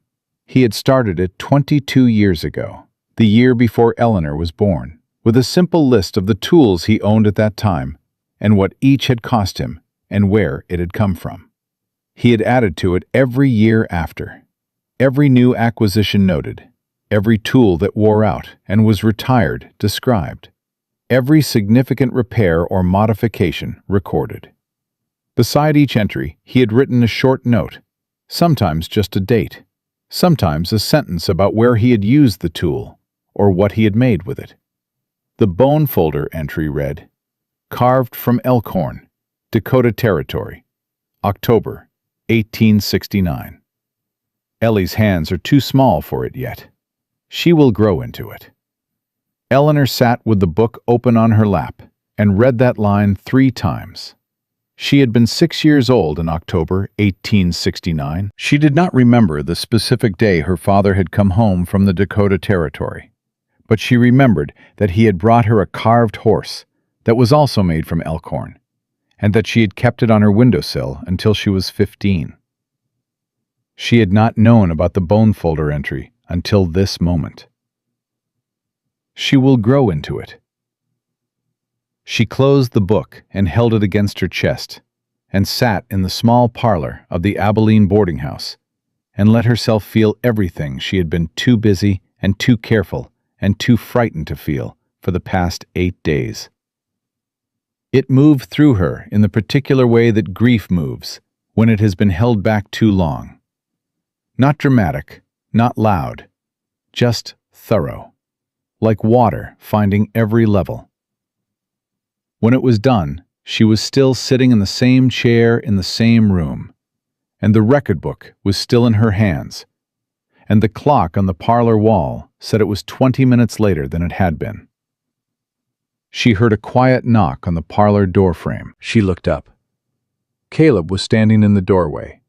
He had clearly been passing through and had stopped, and his expression was careful, with the carefulness of someone who was not going to make assumptions about what he had seen.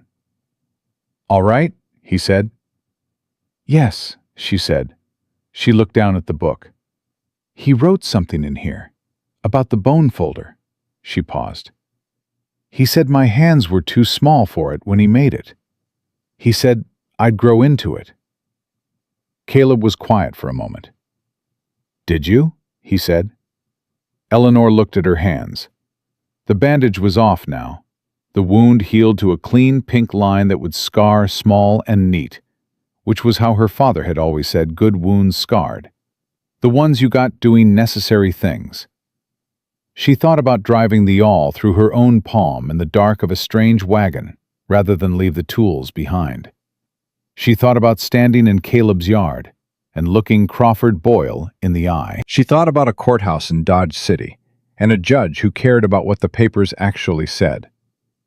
"Yes," she said. "I think I did."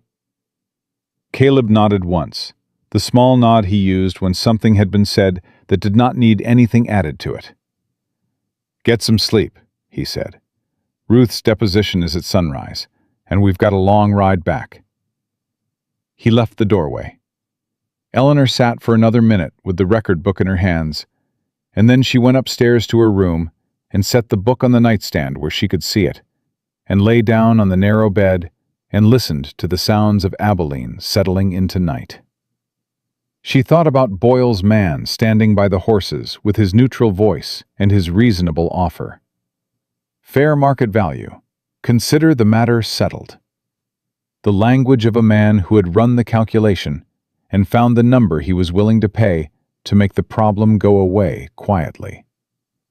Her father's tools were not a problem.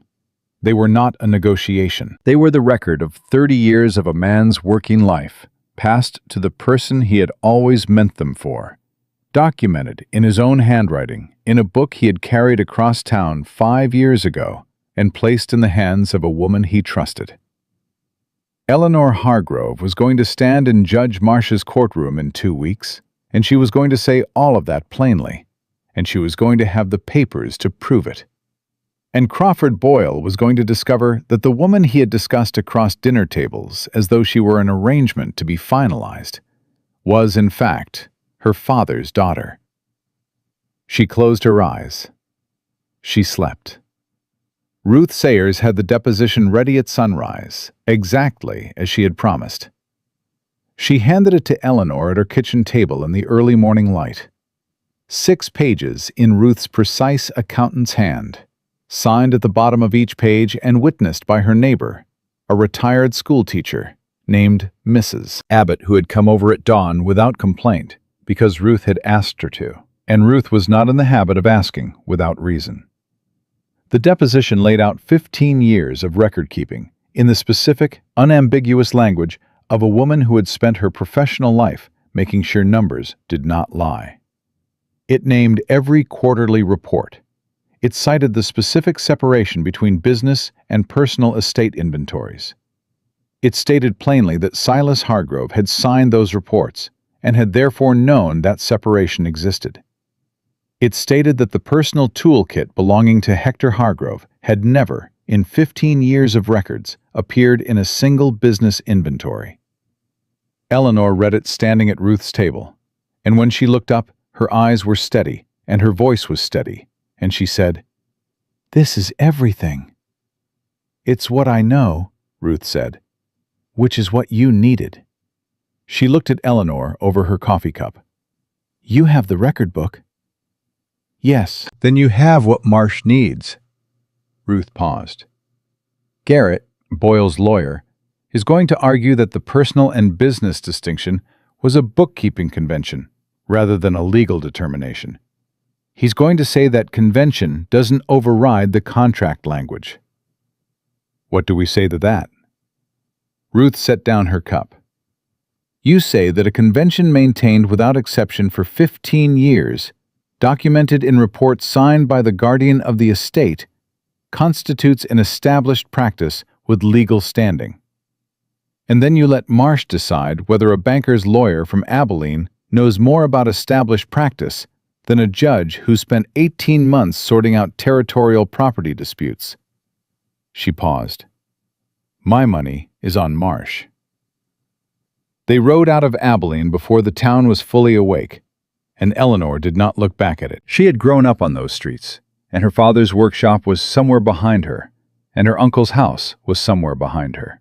And she found that she felt none of the pull she might have expected. What she felt was the weight of the record book in her saddlebag, and Ruth's deposition folded against it, and the road going west toward Dodge City, and the particular steadiness that comes from knowing you have done what you could with the time you had. They made good time. Caleb set a pace that was purposeful without being punishing. And they talked when talking was useful, and were quiet when quiet was better. And by the second afternoon they were back on the road into Dodge City, with the sun going long and gold behind them. They went directly to the courthouse. Caleb had sent a telegram from Abilene the day before, and Judge Marsh's clerk was expecting them. The clerk took Ruth's deposition and the record book and signed a receipt for both, and told them the hearing was set for Thursday of the following week, which was 9 days away, and that Mr. Boyle's lawyers had filed their claim 2 days prior. What did they file? Caleb asked. The clerk looked at his notes. Claim for wrongful removal of business assets during an active purchase transfer, plus a secondary claim of breach of contract against the guardian of the estate, which is your uncle, Miss Hargrove. They're going after Silas, Eleanor said. Looks that way. Filing says the guardian misrepresented the completeness of the asset transfer. The clerk looked at her. Judge Marsh reviewed both filings this morning. He said to tell you, when you came in, that the preservation order stands and that he'll be reviewing the record book personally before Thursday. Eleanor nodded. Thank you. Outside the courthouse, Caleb said, they're using Silas as a fallback position. If they can't get the tools, they'll recover damages from him for the incomplete transfer. He deserves that, Eleanor said, without particular heat. It was simply true. Yes, Caleb agreed. But it also means Boyle's lawyers are already preparing for the possibility that they lose the tool claim, which means they know the documentation is solid. He looked at her. You know what you need to do between now and Thursday. Practice, she said. Practice. She spent the 9 days preparing the way her father had prepared difficult repairs, methodically, without shortcuts, understanding every piece before she put it together. Caleb rode with her to Dodge City twice more to meet with a local attorney named Prescott, whom Caleb trusted. A quiet, serious man who had reviewed Ruth's deposition and the record book with the careful attention of someone who understood what he was looking at. Prescott told Eleanor that her case was solid and that she should expect Boyle's lawyers to attack the credibility of the bookkeeping separation, and he walked her through how to respond to that. And he told her that when she was in the courtroom, she should answer only what was asked, and should say only what she knew to be true and could prove. Don't argue, he told her. Let the documentation argue. Your job is to be clear and to be steady. I can do that, Eleanor said. Prescott looked at her. I believe you can, he said, in the tone of a man who had seen a great many witnesses say that, and had learned to distinguish the ones who meant it. Back at the ranch in the evenings, Eleanor sat at the workbench in the tack room and worked. She had finished the cracked saddle tree and 2 of the bridles, and had started on the 3rd saddle. And the physical work of it, the particular engagement of hands and attention that leather work required, kept her from cycling through the same worries in the same order, which was what happened when she sat still. Jerome came in one evening and sat on the stool in the corner and watched her work. And they talked about the case in the straightforward way Jerome talked about everything. "Boyle's man left Garfield," Jerome said. "Tommy checked. Boarding house said he paid his bill and rode south 2 days ago." "He went back to report," Eleanor said. "That's what I figure." Jerome watched her hands. "Man like Boyle, once the court date is set, he pulls his people back and lets the lawyers work. He thinks that's where it gets decided." "He's right," Eleanor said. "He's right about where it gets decided," Jerome said. "He may not be right about how it gets decided." She looked at him. "I've been in courtrooms," Jerome said, in the same tone he used when he mentioned certain things about his past. Quiet, factual, not inviting elaboration. Not as a party to anything, as a witness, twice. "What I learned is that the judge in a territorial court is reading 2 things at the same time. He's reading the documents and he's reading the people. A man like Marsh has been lied to enough times by enough convincing people that he's developed a sense for it." He paused. "You're not going to lie. That's going to come through." "Boyle's not going to lie either," Eleanor said. "He's going to present a legal interpretation of a contract." "There's a difference between lying and being wrong about what's right," Jerome said. "Marsh is going to see that difference." He stood up. "Get some sleep tonight. You look like you haven't in 3 days." She had not particularly, but that night she did. Thursday came with a specific weight that court days carry, a heaviness in the air that has nothing to do with weather. Nettie ironed Eleanor's good dress without being asked and left it on the chair in Eleanor's room. And when Eleanor came downstairs in it, Nettie looked at her for a moment and said, "Your father would have liked to see this." "See what?" Eleanor said. "You walking into a courtroom to fight for what's his," Nettie said. "He'd have liked that a great deal." She went back to the stove. "Eat something before you go." Eleanor ate. Then she and Caleb rode to Dodge City, and Jerome came with them, and Tommy was left at the ranch with strict instructions from Nettie that did not need to be repeated because he had understood them the first time. The courtroom was smaller than Eleanor had imagined, and more crowded than she had expected. Word traveled in small territories, and the case had become known. A Dodge City rancher and a woman claiming her dead father's tools against a banker from Abilene with territorial connections. There were perhaps 30 people in the gallery, which, for Horatio Marsh's courtroom, was a substantial attendance. Boyle was already there when they arrived, seated at his table with 2 lawyers and his document case, and the particular composed stillness of a man who had paid for the best professional help available and was content to let it work. He looked at Eleanor when she came in. She met his eyes, and then she looked away, not from discomfort, but from the simple decision that he was not the person she needed to be watching today. She sat at Prescott's table and set the tool pouch on the table in front of her, the way Prescott had told her to, where Marsh could see it throughout the proceedings. Judge Marsh came in without ceremony and settled himself and reviewed the documents in front of him for a full 2 minutes, in silence, before he looked up. "We're here on the matter of Boyle versus Hargrove, a claim for wrongful removal of business assets," he said. "I've reviewed the filings from both parties. I've reviewed the deposition from Mrs. Sayers, and I've reviewed the personal property record maintained by the late Hector Hargrove." He looked at Boyle's table. "Counsel for the plaintiff, you may proceed." Garrett was a thin man with a precise voice who laid out Boyle's position with the confident efficiency of someone who had done this many times in many courtrooms. The contract was clear. It specified all equipment associated with the Hargrove workshop. The tools were in the workshop when the sale was initiated. Their removal during an act of transfer constituted wrongful taking, regardless of their historical categorization in the bookkeeper's records, because bookkeeping conventions did not supersede contract language. It was a clean argument. Eleanor sat through it and felt Prescott's stillness beside her, and made herself listen to every word without reacting to any of it. Then Prescott spoke. He was slower than Garrett and less polished, and he did not try to match the other lawyer's confidence, which Eleanor had come to understand was deliberate. He laid out the history of the record book. He cited 15 years of separate accounting, documented and signed.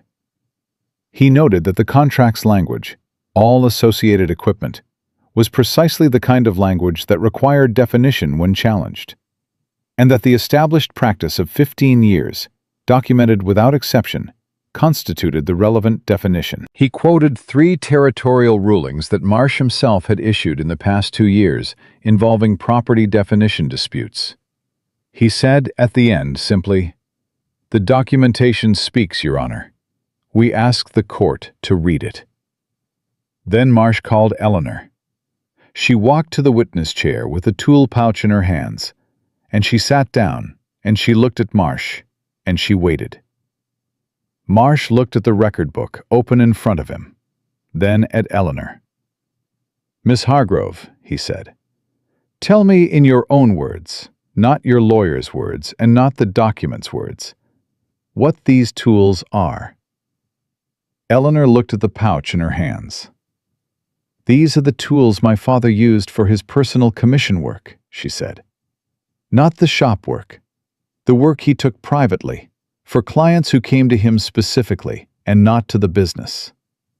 He kept them separately because the commissions were his income separate from the business revenue, and he wanted the accounting to be clear." She paused. "He also kept them separately because he intended them to come to me. He told me that directly. He told me when I was 16, and he said it again when he was dying." "He told you verbally," Marsh said. "Yes, sir, and he documented it." She opened the pouch and laid each tool on the rail in front of her, one at a time, naming each as she set it down. "Head knife, acquired 1861 from a retiring saddler in St. Louis, documented on page 3 of the record book. Skiver, made by my father from a Philadelphia blank in 1865, documented on page 7. Stitching chisels, a matched set given to him by my mother on their 5th anniversary in 1868, documented on page 9. Edge beveler, purchased from a toolmaker in Wichita in 1872, documented on page 12. Bone folder, carved by my father from elk horn he took in the Dakota Territory in October 1869. She put it down last. Documented on page 11, with a note. "What does the note say?" Marsh asked. Eleanor met his eyes. "It says, Ellie's hands are too small for it yet. She will grow into it." The courtroom was quiet. Marsh looked at the bone folder on the rail for a moment. Then he looked at Garrett. "Counsel, I want to address the contract language directly. The phrase, all associated equipment in a purchase agreement, requires contextual definition when a credible dispute exists about what falls within that category. The question before this court is whether these specific items fall within the established definition of the seller's business equipment." He held up the record book. "This document, maintained for 22 years and signed quarterly by the estate guardian, establishes a consistent and unbroken categorization of these tools as personal property outside the business inventory. Counsel, what argument does the plaintiff offer against the weight of 22 years of consistent documentation?" Garrett stood. "The plaintiff argues that personal categorization in internal records does not bind a subsequent purchaser who had no knowledge of that internal categorization when the contract was executed. Did Mr. Boyle make inquiry into the categorization of workshop assets before executing the contract? Marsh said. Garrett paused. The plaintiff relied on the guardian's representation that all workshop equipment was available for purchase. And the guardian, Marsh said, had signed documents for 15 years confirming the separation between personal and business equipment. He set the record book down. Which means the guardian's representation was inaccurate, either through negligence or intent. That is a matter between Mr. Boyle and the guardian of the estate. And I note the plaintiff has already initiated a secondary claim on that basis. He looked at both tables. It is not, however, a basis for holding Miss Hargrove responsible for the misrepresentation of a third party. Garrett began to speak. Marsh raised one hand. I've read the deposition, counsel. I've read the record book. I've heard the witness. He looked at Eleanor. Miss Hargrove, is there anything else you wish this court to know about the items in front of you? Eleanor picked up the bone folder. She turned it in her hands the way she had turned it 10,000 times since she was small. My father spent 30 years building something with these tools, she said. Not just the leatherwork. A name. A way of doing things. He always said you could look at a piece of work and know whether the person who made it cared about getting it right or just cared about getting it done. She looked at Marsh. He taught me to tell the difference. And he left me these so I could keep doing it. She put the bone folder back on the rail. They've never been anyone else's. They were always going to be mine. Marsh looked at her for a long moment. Then he looked at his papers. The court finds, he said, that the items designated as the personal toolkit of the late Hector Hargrove, as documented in the personal property record maintained from 1861 and separated without exception from the business inventory for 22 years, do not constitute business equipment under the terms of the Boyle-Hargrove Purchase Agreement. The plaintiff's claim for wrongful removal is denied. The tools in question are the legal property of Eleanor Hargrove. The preservation order is dissolved. He closed the file in front of him. The secondary claim against the estate guardian will proceed on its own schedule. This matter is concluded. He stood. The courtroom stood. Eleanor sat for a moment longer. She looked at the tools on the rail in front of her. The head knife, the skiver, the stitching chisels, the edge beveler, the bone folder. And she put them back into the pouch, one at a time, in order, the way her father had taught her. She pulled the drawstring tight. She stood up. Prescott shook her hand and said something about the documentation that she heard without quite registering, because what she was registering was Boyle, across the room, closing his document case with the specific, controlled movement of a man absorbing a loss he had not genuinely anticipated, and the way his lawyers leaned in to speak to him, and the way he shook his head once and said nothing and walked out of the courtroom without looking at her again. She did not feel triumph. She felt something quieter and more durable than triumph.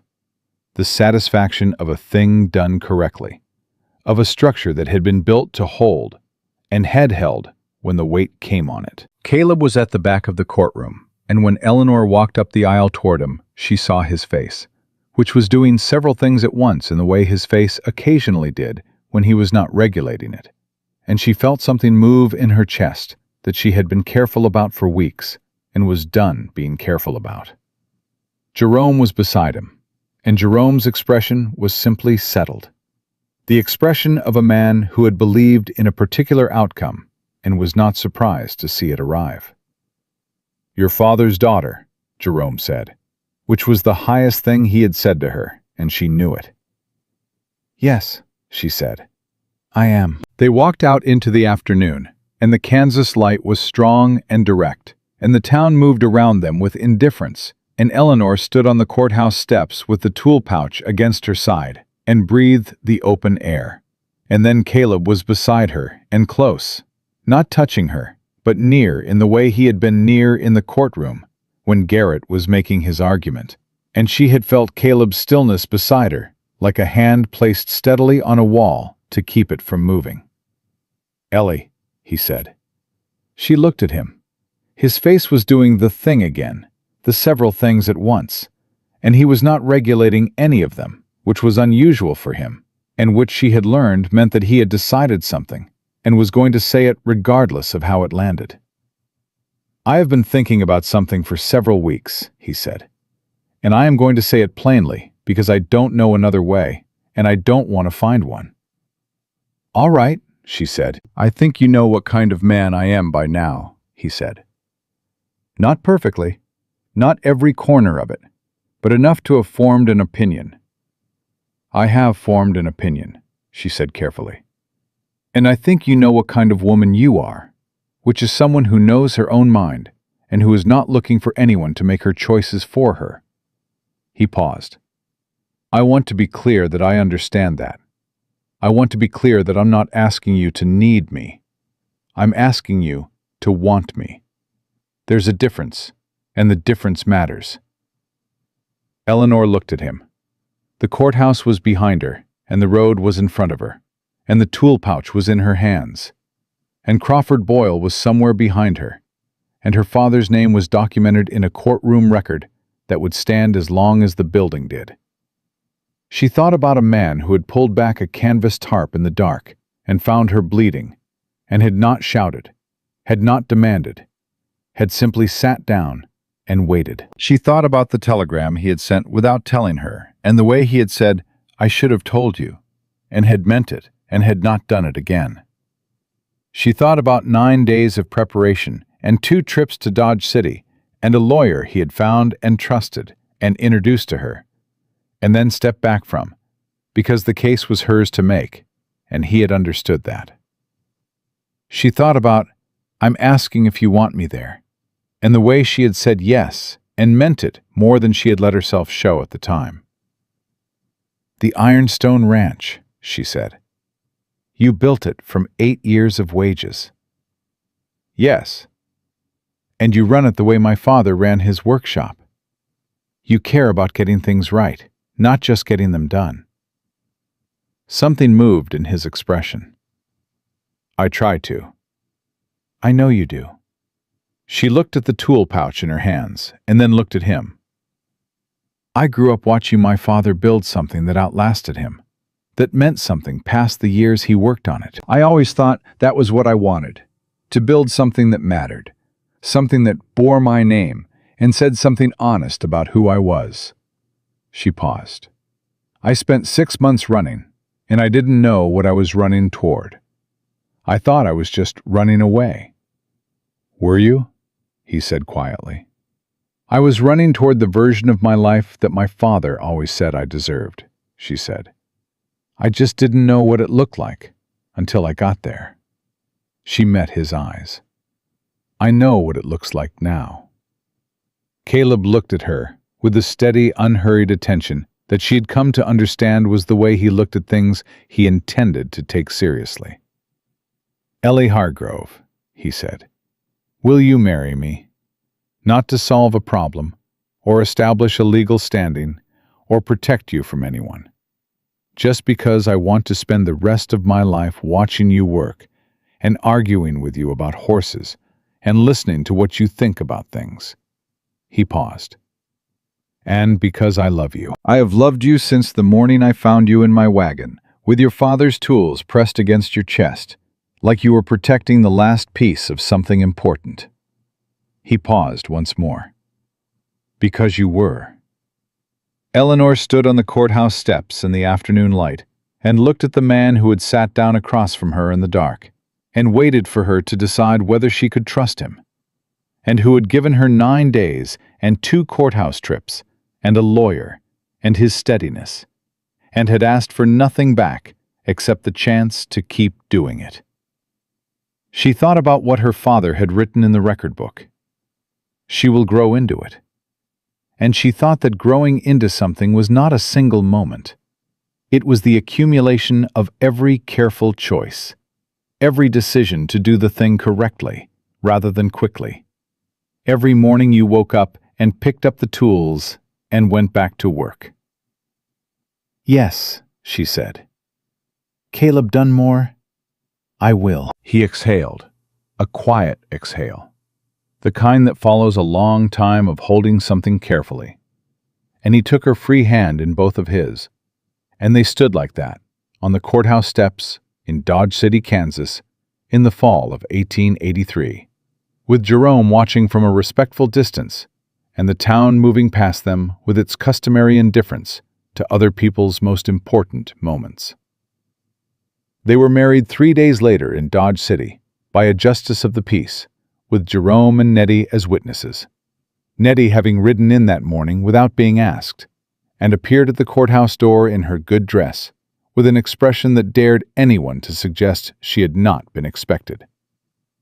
Tommy held the horses outside, and tried to look like he was not emotional about it, and failed entirely. Eleanor wore her father's tool pouch across her body at the ceremony, because it was hers, and it belonged with her, and because she wanted it documented somewhere in the accounting of that day that she had walked into her marriage as her father's daughter and as herself. Everything she was, not a fraction of it set aside to make the arrangement simpler. Caleb looked at the pouch and then at her face, and he smiled. And it was the same smile she had not known she was looking for until she had already found it. The smile of a man who saw exactly who she was and was not interested in anything less. They rode back to Ironstone Ranch that afternoon, all of them together, and the Kansas light was long and the sky was enormous, the way it always was. And Eleanor rode with her husband on one side and Jerome on the other, and Nettie's voice coming from behind them, making observations about the weather and the state of the south pasture fencing, and the deficiencies of Tommy's rope work. And Eleanor thought about her father's hands on leather, and about 22 years of careful documentation, and about a bone folder made from elk horn that had waited in a tool pouch for a pair of hands to grow into it. She had grown into it, into all of it, the tools and the work and the life her father had always said she deserved, built by her own hands, in her own name, on ground that no one could take from her. Crawford Boyle's secondary claim against Silas Hargrove was settled by the territorial court 6 months later. Silas paid damages and lost his guardianship standing. He never contacted Eleanor again, and she did not seek him out, because some debts are not repaid in conversation, but in the simple fact of the life you build afterward without the person who tried to diminish it. Eleanor Dunmore worked leather for the next 40 years. Her reputation spread through the territory and then beyond it, the way real work spreads, not through announcement, but through the quality of what she left behind. Ranchers brought horses from across Kansas and into Nebraska and Colorado to have her fit their saddles properly.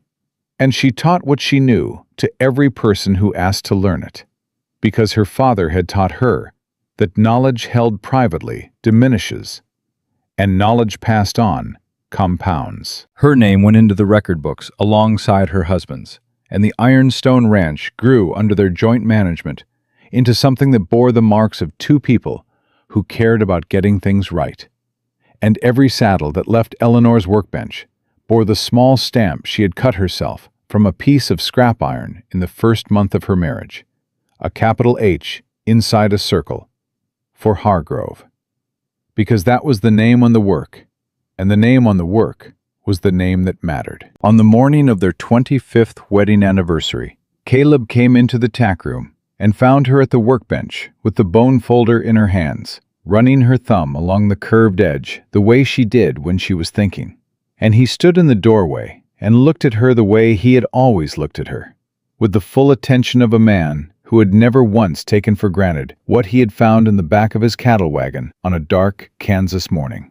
And she looked up and saw his face and thought, as she had thought 1,000 mornings before, that she had indeed grown into everything her father had meant for her.